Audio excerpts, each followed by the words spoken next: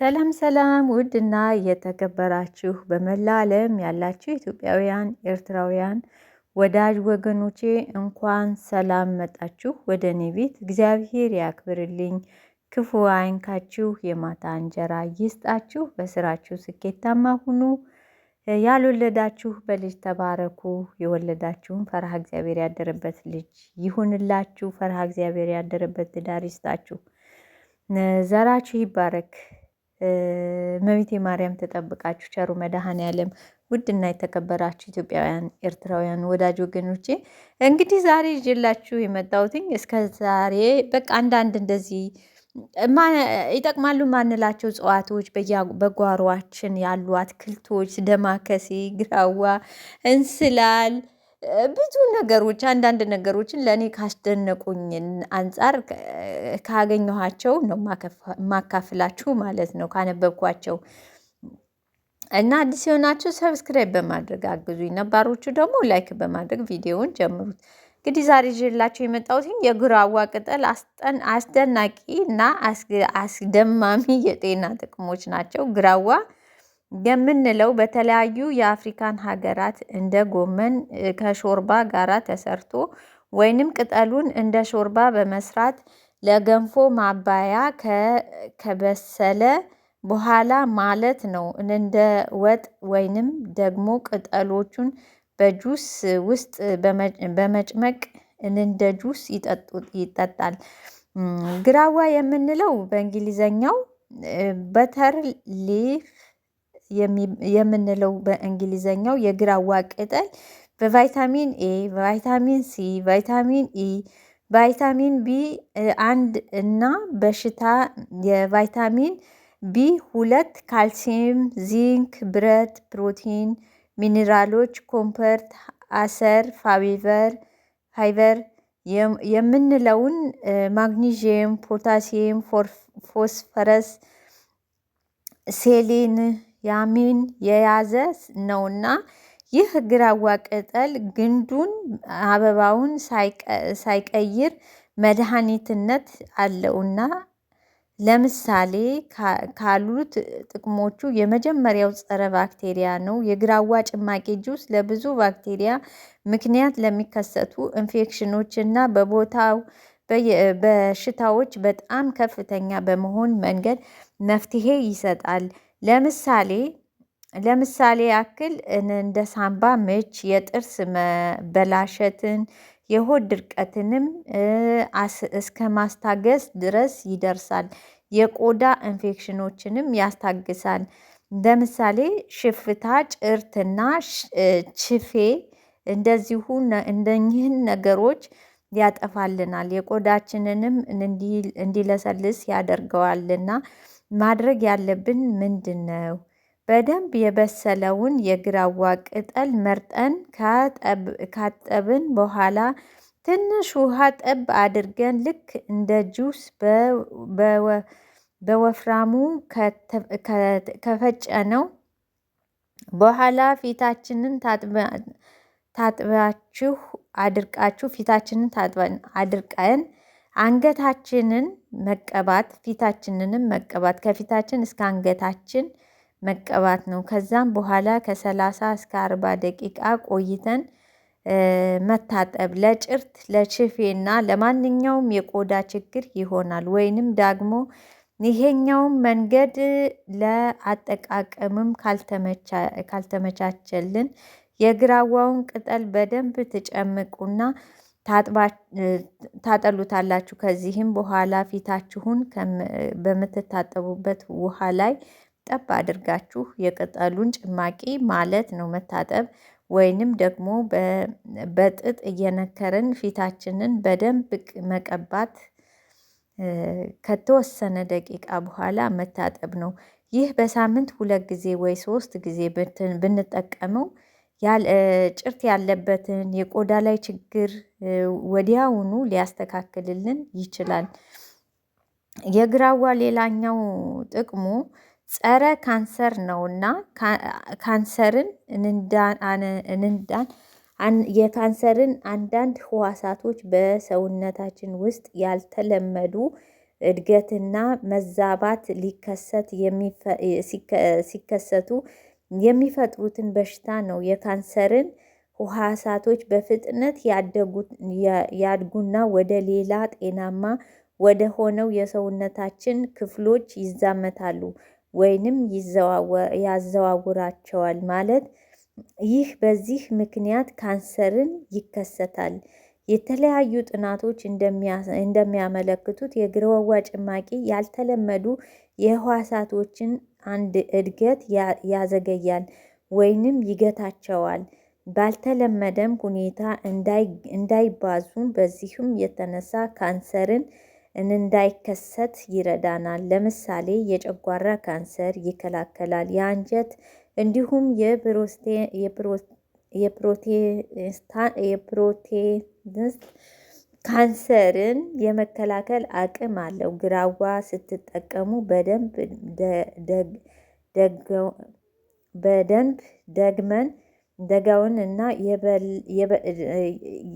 በደንብ ያደገውንና የበሰለውን ግራዋ ቅጠል ደጋግመን በማጠብ ውሃ ጨምረን እንደ ጁስ ፈጭታችሁ አጥላችሁ መጠጣት ነው። ለጣዕሙ ከፈለጋችሁ ትንሽ ማር ወይንም ስኳር መጨመር ትችላላችሁ። እንደ ፍላጎታችሁ ነው። በባዶ ሆድም መጠጣት ይቻላል። ግን አንዳንዴ እንደዚህ አይነት የሀበሻ መድኃኒቶችን እኔ ብዙም እንትን አልልም። እንደው ለፊት ለጭርት ለምናምን የተባለው ጥሩ እንዳለ ሆኖ ይሄን ደግሞ በእርግጥ እናቴ በጣም ጠላ ላይ ምናምን ግራዋ ቅጠል ትልቁን ግራዋ ቅጠል ስታረግ አውቃለሁ። እኔ ቤተሰቦቼ እንደዛ አያቴ እናቴ እንደዛ ሲያደርጉ አያለሁኝ። ጠላ ውስጥ ማለት ነው። ጠላ ሲጠመቅ ከጠላ ውስጥ አይጠፋም ትልቁ ግንጣዩ ቅጠል ማለት ነው። ሌላኛው ጥቅም ደግሞ ትኩሳትን ለማስታገስ ይረዳል። ግራዋ በውስጡ ከኪኒን የተባለ ንጥረ ነገር በመያዝ የተነሳ በወባ ምክንያት የሚከሰተውን ከፍተኛ ትኩሳት ያስታግስልናል።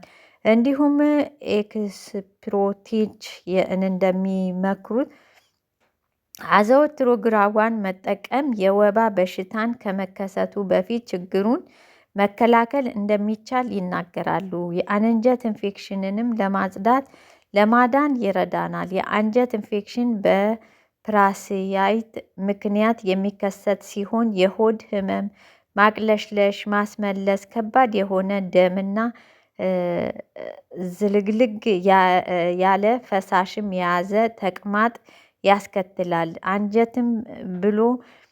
አንጀትንም ብሎም ደግሞ ጉበትንም በጣም የሚያጠቃ ነውና ከበድ ካለ ደግሞ ሞትም ሊያስከትል የሚችል በሽታ ነውና የሚተላለፈውን ደግሞ በዚህ ፓራሳይቱ የተበከለ ምግብ ወይንም ውሃ ከምንወስደው እንዲሁም ዳግመኛ ሌሎችንም መተላለፊያ ምክንያቶች አሉትና ከነዚህም ምክንያቶች ሊተላለፍ ይችላል። ስለዚህ ግራዋ መውሰዳችን ከአንጀት ኢንፌክሽን እንድንከላከል ይረዳናል። ግራዋ በውስጡ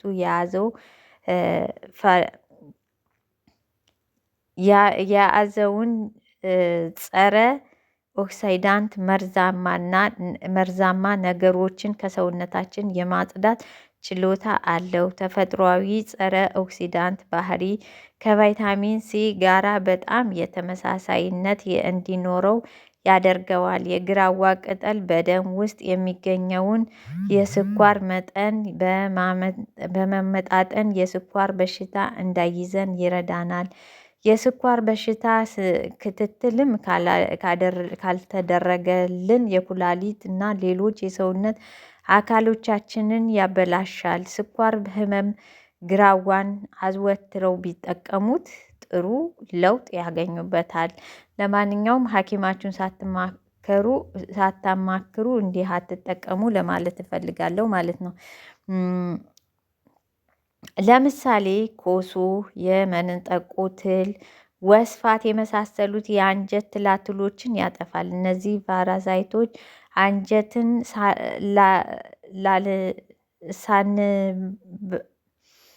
ጉበትንም ፊኛንም አንጎልንም በብዛት ተሰራጭተው በመውረር ከፍተኛ ጉዳት ሊያደርሱብን ይችላሉ። የግራዋ ጭማቂ ጥገኛ ተውሳትን በሽባና ተውኩሳቶችን በመመገብ የሚችሉ ስለሚያደርጋቸው መመገብ እንዳይችሉ ስለሚያደርጋቸው በዚህ ምክንያት መንቀሳቀስ ስለማይችሉ ይሞታሉ ማለት ነው። ግራዋ ቅጠል ጁስ ጉበት፣ ኩላሊት፣ ሳምባንና አጠቃላይ ውስጥ ያጸዳል። አጠቃላይ የሰውነታችንን ውስጥ ያጸዳል። በዚህም የተነሳ የኩላሊት ጠጠር እንዳይፈጠር ያግዘናል። ይሄ ግራዋ ቅጠል ጁስ ደግሞ ደም ግፊትን ለመቀነስ ይረዳል። ግራዋ ከፍተኛ የፖታሲየም ይዘት ስላለው በደም ውስጥ ተከማችቶ የሚገኘውን የጨው መጠን እንዲወገድ በማድረግ ከፍተኛ የደም ግፊትን እንዲቀንስልን ያደርግልናል። በእንቅልፍ ችግር ያለባቸውንም ሰዎች ግራዋ ጁስን ቢጠጡ ሰውነታችን ዘና እንዲል በማድረግ ጥሩ እንቅልፍ እንዲተኙ ያደርጋቸዋል። እንዲሁም ደግሞ ለጨጓራ ህመም ቀነስ እንዲል ያደርገዋል። የወር አበባ ህመምንም ለማስታገስ ይረዳል። ሌላው የግራዋ ጁስ የግራዋ ጁስ ያለመውለድ ችግር ያለባቸውንም ሰዎች ይረዳቸዋል። መውለድ የሚፈልጉ ሴቶች በተለይ ማለት ነው ቶሎ ማርገዝ ያልቻሉ ግራዋ ጁስን ቢወስዱ የማርገዝ እድላቸው በጣም ከፍ ያለ ነው እንዲል እንደሚያደርግ አንዳንድ ጥናቶች ያመለክታሉ። ቆዳ የማሳከክ ችግርም ያለባቸው ግራዋ ይረዳቸዋል። የግራዋ ቅጠል ከነጭ ሽንኩርት፣ ዝንጅብል ጋራ እንደ ጁስ ፈጭተን በቀን ከ2 እስከ 3 ጊዜ በመጠጣት የማሳከክን ችግር በጥሩ ሁኔታ ማስወገድ እንችላለን። ግራዋ በምግባችን ላይ በጁስ መልኩ፣ በሾርባ መልኩ፣ ወጥ ላይ በመጨመር ማንኛውንም ምግቦችን ላይ ዱቄቱን በመጨመር መጠቀም እንችላለን። ግን ግራዋ እኮ በጣም ነው የሚመረው፣ በጣም ይመራል። ግን እንደው በጣም ነው እኛ የምንጠቀመው ቢመር ራሱ ማለት ነው።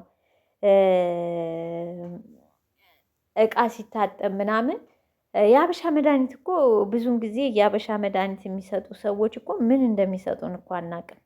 እንጠቀማለን አደለ? ግን ምን ሰጥተውን እንደምንጠቀም እኛ አናቅም፣ እንወስዳለን። አንዳንዴ የታመሙ ሰዎች ያው የመዳን እድል አላቸው የሀበሻ መድኃኒት ወስደው እና ምን ልላችሁ ፈልጌ ነው ዶዙ ስለማይታወቅ ዶዙን ዝም ብላችሁ አገኘን ብላችሁ ጥቅሙን እኔ ገርሞኝ ነው ለእናንተ ምነግራችሁ። እውነት ነውን? እኔ አልተጠቀምኩትም። ግን ጠላ ዕቃ የምናጥበው እኛ ኢትዮጵያውያኖች ጋን በርሜል ምናምን ለጠላ መጥመቂያ ለቀሪቦ የምናጥበው በግራዋ ነው። በግራዋ አጥበን በወይራ እናጭሳለን፣ እናጥናለን። ከዛ ደግሞ ግራዋ እኛ ጠላ ሲጠመቅ ቤታችን ጠላም ሲጠመቅ ጠጅም ሲጣል ግራዋ ይደረግበታል። በጣም በቃ ጠላችንም ላይ ጠጅም ላይ እኛ ግራዋ አይጠፋም፣ ቤታችን ግራዋ ይደረግበታል። ግን ጥቅሙን አላውቀውም። የሚገርማችሁ ነገር አይገርማችሁም? ጠላው ውስጥ እኮ ተጨመረ ማለት በጣም በብዛት ነው እናቴ የምጨምረው። በእጅ ሙሉ እንዴት ነው ልበላችሁ፣ ቅርንጫፎች ተቀጥፎ እና ይሄ ሁላ ማለት ጠቀሜታ እንዳለው አሁን ነው የገባኝ። አይመርም እንዴ ላለሁኝ እና እኔም ታዲያ ከእናቴ ከአያቴ የተማርኩትን ወስጄ ጠላ በምጠምቅ ሰዓት ግራዋ ሳልጨምር አልጠምቅም። ግራዋ ቅጠሉን እንዲሁ አጥቤ ስጨርስ ንጹሑን እንትኑን አስቀርቼ እጨምራለሁኝ ከጠላይ ጋራ ማለት ነው ከድፍድፌ ጋር እና አይገርማችሁም? እንደዚህ አይነት ነገሮች ያው እኔ ፈጭቶ ሳይሆን ግን የሆነ የሀበሻ መድኃኒት ወስደን እንደዚህ ምርር ይላል ምናምን ሲባል እሰማለሁ። እና ከነኚህ እጽዋቶች ነው። ግን ዶዙን እየቀነስን እና መጠናቸውን አይተን ብንጠቀማቸው ጥሩ ነው ብዬ አስባለሁ። ውድና የተከበራችሁ ቤተሰቦቼ ቸር ሰንብቱ። እግዚአብሔር ያክብርልኝ።